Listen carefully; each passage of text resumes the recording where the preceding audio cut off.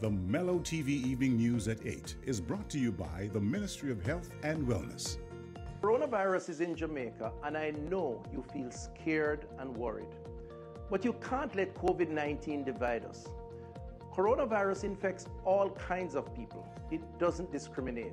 So why should you? When someone coughs or sneezes or shows signs of the virus, tell them to call 888-1-LOVE immediately. And remember, stay 3 feet away, but don't attack or disrespect them, because we're all in this thing together. Come on, Jamaica, cut the hate and don't discriminate. Let us stand together and fight COVID-19 as one family, one nation.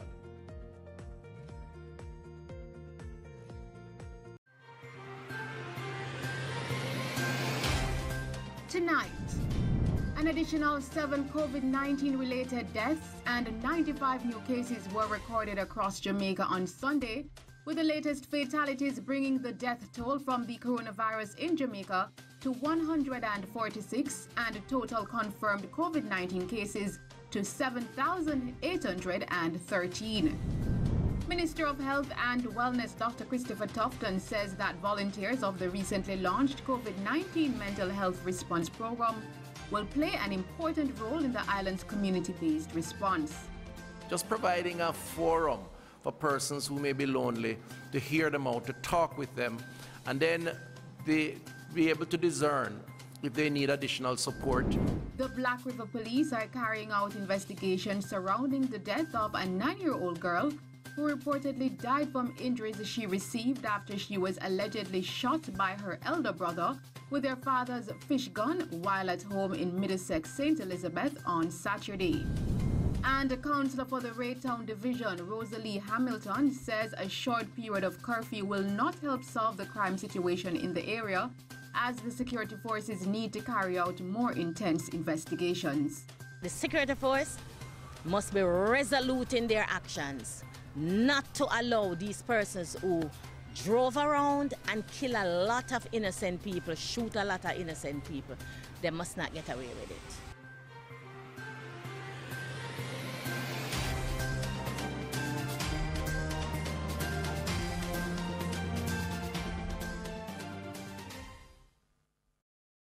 Good evening.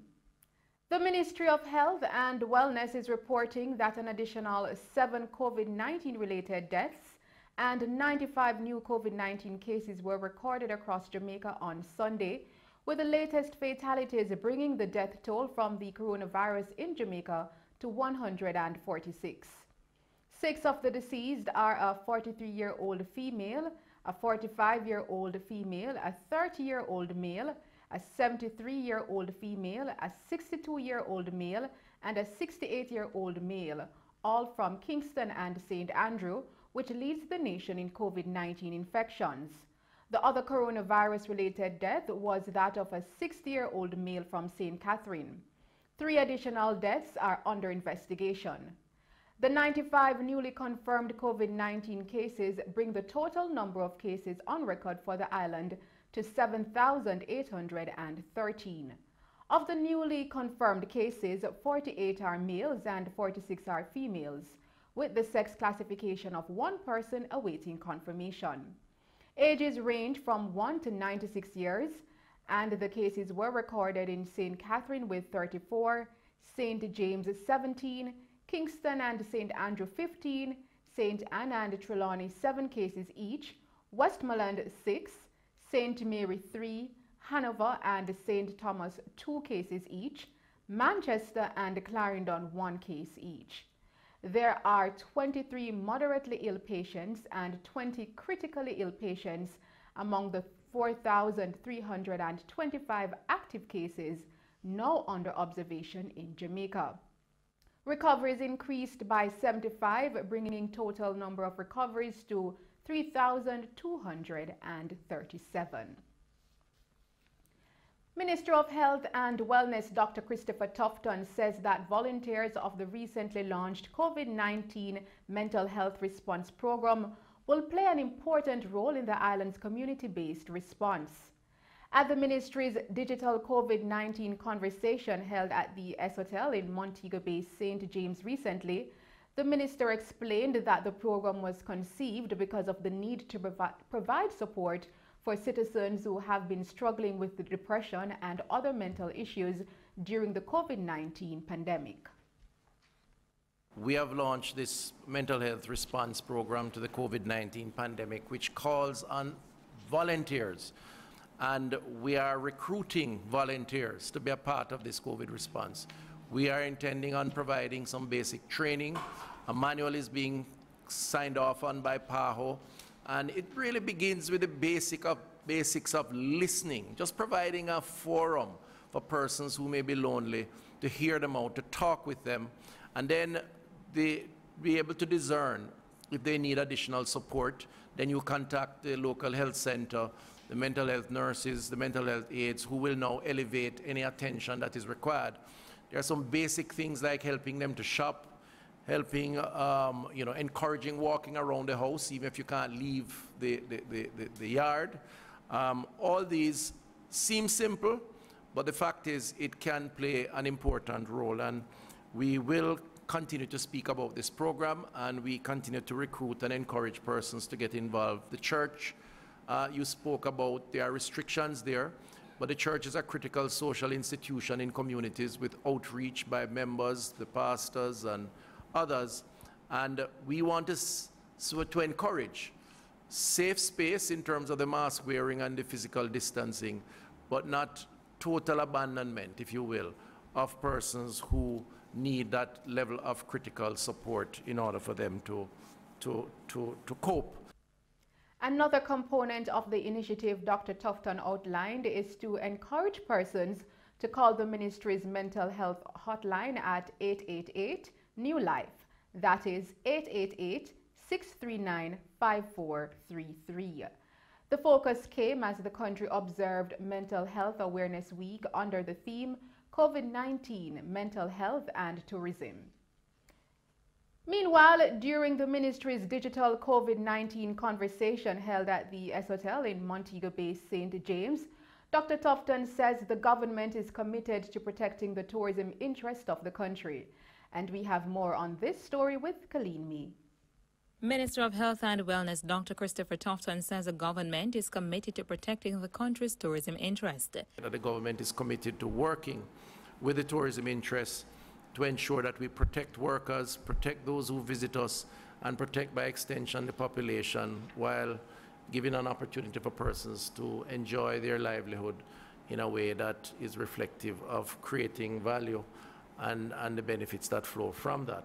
Chairman of the St. James chapter of the Jamaica Hotel and Tourist Association, JHTA Robin Russell, pointed out that there have been no transmission of the virus from workers to tourists or vice versa due to strict adherence of the health protocols.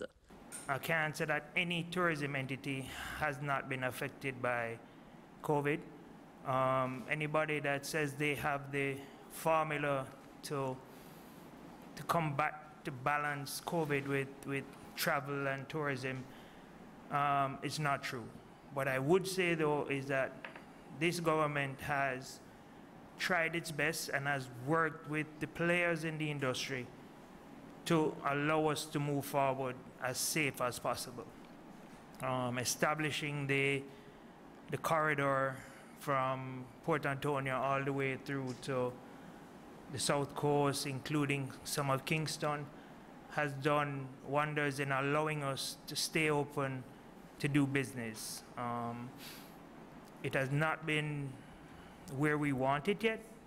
Unfortunately, traditionally we are in a slow period of September to October, and these measures that were announced, was it last night or night before last, which come into effect on October 10th, should do wonders in boosting our numbers. We know that there must be balance, because a safe destination will always beat a destination that's unsafe. We can't have tourists, travelers, locals, anybody coming into the resort area and getting sick. So it is important that we continue to test, continue to be safe, and so far we've been able to boast that no spread has been from tourist to worker or worker to tourist, so far. Mr. Russell also expressed the feedbacks from visitors on their plans to visit the island given the ongoing pandemic.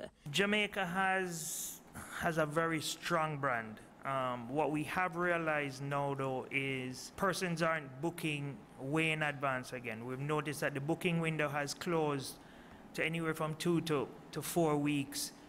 So it's hard to tell what will happen in the future, where we would have known 6 months in advance what our winter season would look like.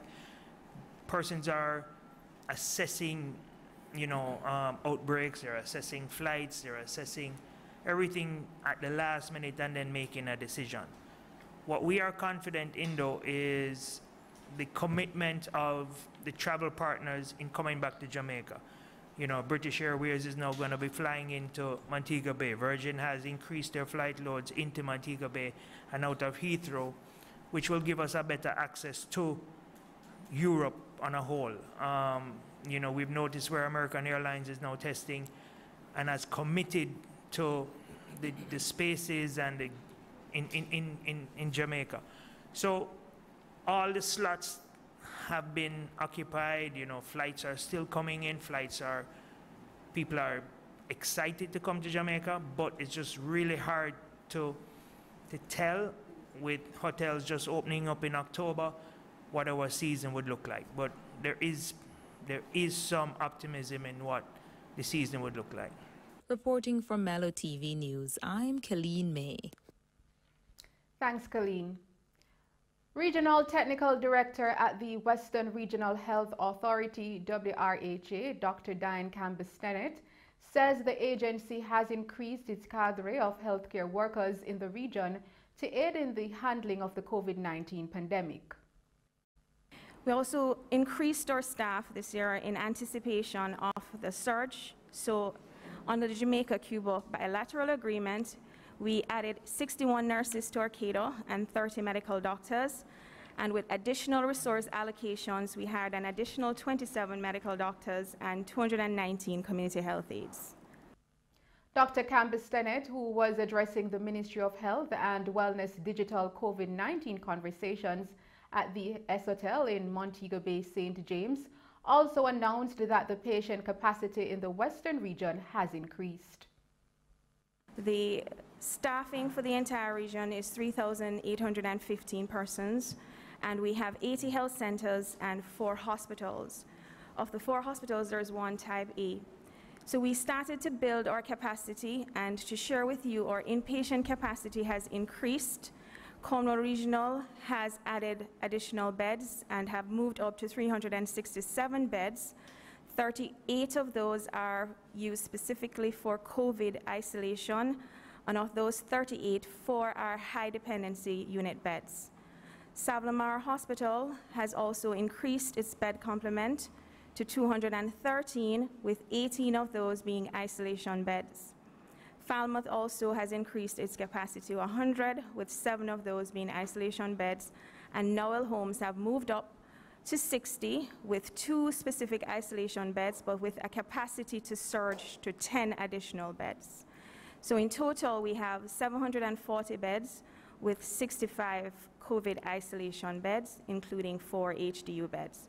We also have formed partnerships and have additional facilities for quarantine and step-down isolation. One of those facilities is at Kent Avenue with 14 beds for quarantine, and another for isolation at Queens Drive with 55 beds for step-down isolation. Meanwhile, Dr. Campbell-Stennett noted the percentage of the COVID-19 positive cases in the region that have recovered. Majority of the cases that we're managing are recovered, with a range of 63 to 80% of those being recovered. And we have persons in quarantine who would have been contacts to those cases, persons who would have come in with a travel history, and those in total, we have 317 in Hanover, 5,116 St. James, 441 in Trelawney, and 654 in Westmoreland. So our focus at this time is really on community mobilization, working in the communities where we have active cases. We have to manage our beds and cases in the hospitals. We have to protect our high-risk groups, especially our healthcare workers or seniors in infirmaries, children in daycares or nursing homes. We have to enhance our surveillance to monitor and inform the response. And we have to focus on infection control at our health facilities. We have been sensitizing as well workplaces. In other news, the Lionel Town Hospital in southeast Clarendon received supplies for the installation of an intercom system from the All4JA Foundation in partnership with Project ICE and Member of Parliament Pernell Charles Jr. The supplies will enhance the hospital's staff-patient communication amid the COVID-19 pandemic. This donation was funded by Novo Nordisk, Panama, on the initiative of Miss Michelle Laidlaw, a Jamaican employee in the organization's United States branch. CEO of the hospital, Miss Nadine Preddy, expressed gratitude for the donation. I am eternally grateful for this donation today because it will go a far way in enhancing our patient care delivery and also to improve on the experience of patients when they come here. As it relates to the COVID-19 fight, it will allow us for both staff and patients to maintain their social distance while we communicate with them. So Lionel Town Hospital essentially will be better off for it. Senior Medical Officer Dr. Andre McKenzie added that it will aid their fight against COVID-19 in observing and enforcing social distancing protocols, especially while communicating. The Lionel Town Hospital currently serves approximately 36,000 people in Clarendon. The mother of a 2-day-old baby who died in January says she's seeking answers from the Noel Holmes Hospital in Lucy, Hanover, as to the whereabouts of her baby's body 9 months later. The mother, Salvia Perry, explained that on January 18, she gave birth to the baby at the hospital, and she, along with her baby, were released from the hospital shortly after. However, the mother returned to the hospital 2 days later after the baby was found unresponsive. Efforts to resuscitate the baby were unsuccessful. Since then, the mother said she has tried on numerous occasions to collect the body of her baby without success.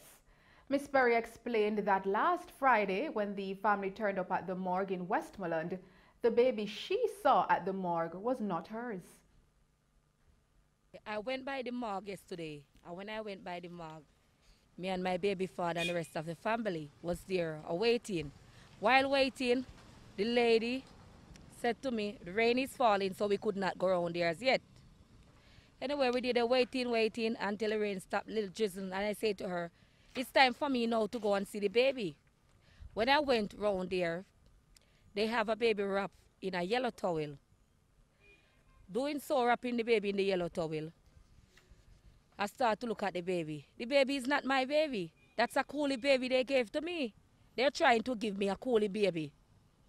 Where the baby, like he just get cut, and it's newly been sewn up, and that baby is look like 4 weeks. That baby is a trunk baby that's sucked breast already. We didn't hear full. I know my baby, and if the futures change, I still know my baby. And that baby is not my baby. There was a lady there trying to assist me because I get upset and telling her that's not my baby. And she's saying it's probably mixed up from Montego Bay, Cornwall, original. So probably it's there the fall come from and then put a wrong baby there. But when I came to Lucy Hospital and speak to the lady over there, the first thing she said, they burned my baby without my consent. So how? They're trying to tell me a baby is at the morgue, and I went there. It's not my baby. I make 3 trips at the morgue now. And the first time I went there, they tell me I have to have visiting appointment to see the baby. Ms. Perry further said that she is calling on Health Minister Dr. Christopher Tufton and Prime Minister Andrew Holness to intervene and investigate the matter. I need justice for my baby. Because they go ahead and then burn the body without my consent. They do autopsy on that body, which should have not been done behind our back. And now they want to give me a coolie baby and having me going around like they think I'm some idiot. Eh? Why are the people at Noel Home Hospital behaving like this? Eh? We need justice here. They need to come better and do better. All who work at the hospital, they need to be shaking up. And we're asking the Prime Minister and Dr. Tufton and see that the health care is not right. Because the people are going around and coming around and taking people for idiot at this time. The baby is the second child for Perry and her spouse, Kane Hamilton, who has also expressed that he finds it difficult to cope with the loss of his first daughter. We get fed up by it. We go down there about 3 times. Then put you off, tell you this, tell you that. Rather me can't sleep. One side of my head hurt me. I have a bright picture where show the people down here say it's not that baby. That we know our baby. So I want justice. The issue surrounding Perry's baby came close on the heels of another incident at the Noel Holmes Hospital. Last month, a 25-year-old pregnant woman who was admitted at the hospital on September 24 died. She reportedly went into sudden cardiac arrest on September 28 and efforts to resuscitate her failed. Last Tuesday, the WRHA had stated in a news release that both matters were being investigated by the management of the WRHA and also the police. They have also expressed condolences to the families. And we will bring you a follow-up on this story in subsequent newscast. The Black River Police are carrying out investigations surrounding the death of a 9-year-old girl who reportedly died from injuries she received after she was allegedly shot by her elder brother with their father's fish gun while at home in Middlesex, St. Elizabeth on Saturday. The 14-year-old boy who attends the Magotty High School has since been taken into police custody.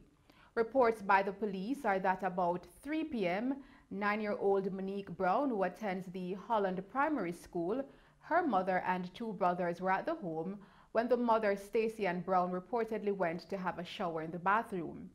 She later ran outside after hearing screams and saw Monique covered in blood and was told by her that her elder brother had shot her with their father's fish gun. The small child died in her mother's arms, followed by which the police was summoned, and upon arrival the scene was processed and Monique's body later removed. Her elder sibling was taken into custody following an investigation by the police. Still in the news, following a 48-hour curfew that was imposed in the Parade Gardens community in Kingston last Friday, Councillor for the Raytown Division, Rosalie Hamilton, says a short period of curfew will not help solve the crime situation in the area. The purpose of the curfew is to try and curtail the spate of violence.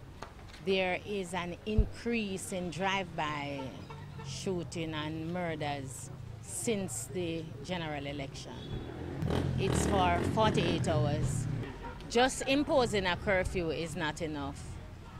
The curfew should have police officers going into the areas and trying to find the persons who are responsible for some of the crimes committed in the area. And they are not all from this area, they are from outside areas. So I think doing a better job, what the police is doing is trying to protect the area at this moment. But what the police must, or what the security force must do, is gather information first and target persons who are responsible for these crimes. Councillor Hamilton also expressed that even though the curfew is important, more intense police investigations need to be done. The people will feel more comfortable seeing the security force. So we are not saying that the curfew itself is not important, because persons been complaining a lot about fear and them can't sleep and stuff like that.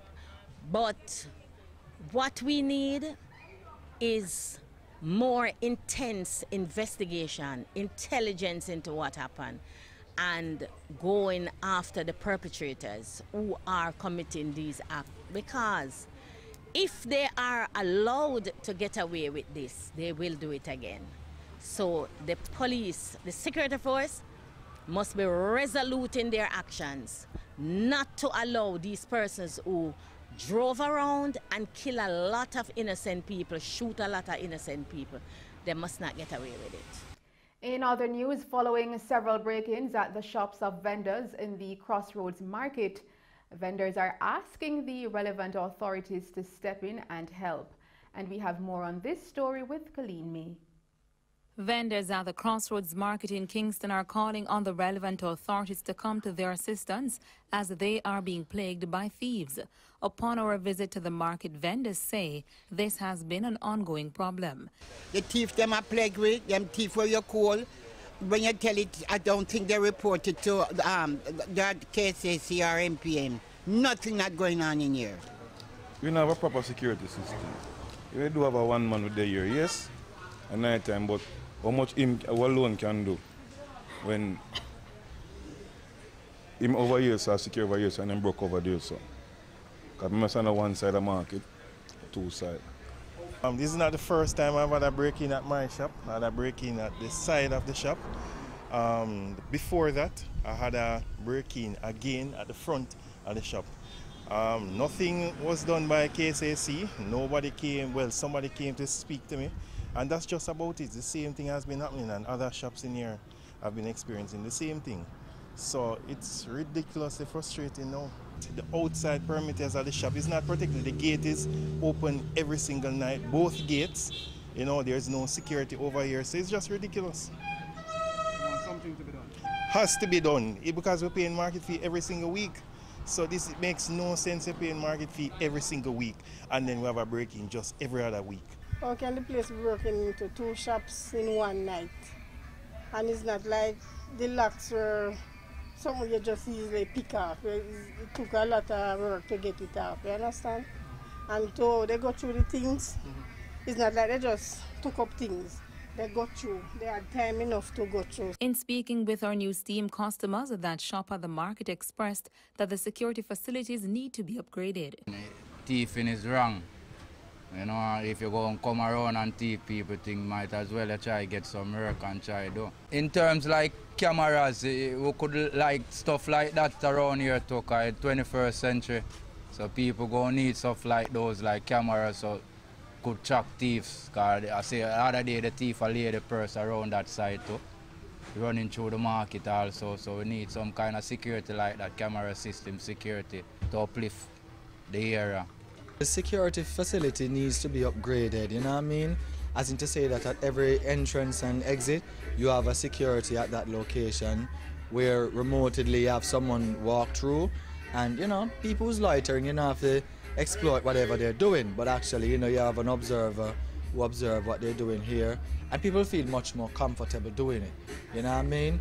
So I'm just saying that to cut down the level of this criminality, I guess we should have more facility where we hire them.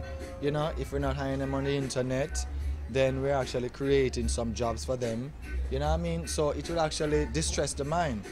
That's like I said, some camera system can be set up and be monitored more carefully. And the robbery, I think that is very bad because everyone here is just trying to make a living. And I think that there must be a properly security system set up. Even a watchman them, like, equip them more. I understand, so they might even to give them some training.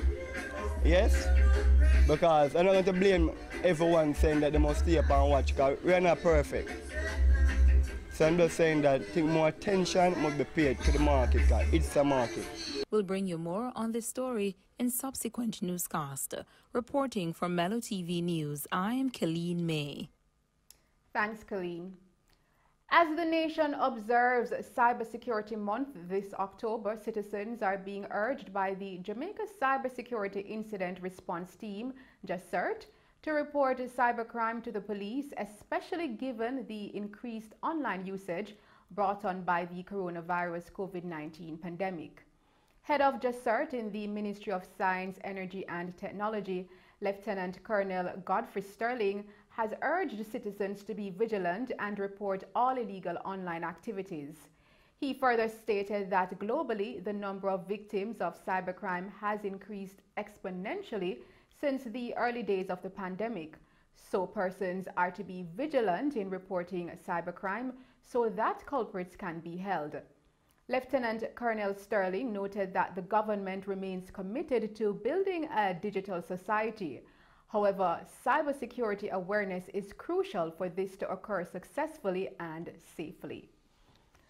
And those were the stories making news. I am Tamara McHale, and we'll now take a break and then join Christopher Scott with sports.